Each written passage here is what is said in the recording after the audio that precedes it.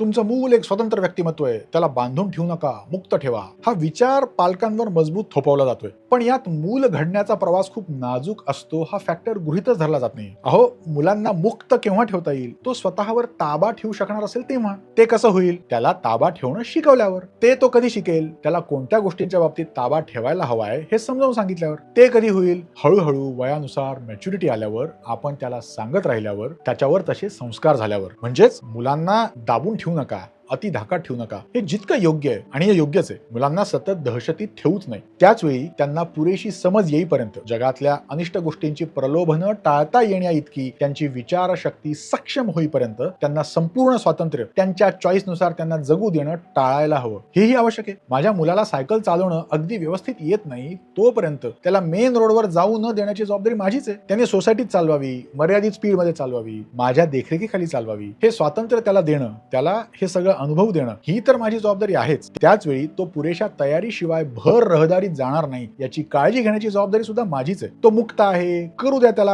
हवं ते, हे मी म्हणत राहिलो तर माझ्या मुलाच्या जीवाला धोका निर्माण होणार आहे आणि त्यासाठी मीच जबाबदार असणार आहे, माझा मुलगा नाही.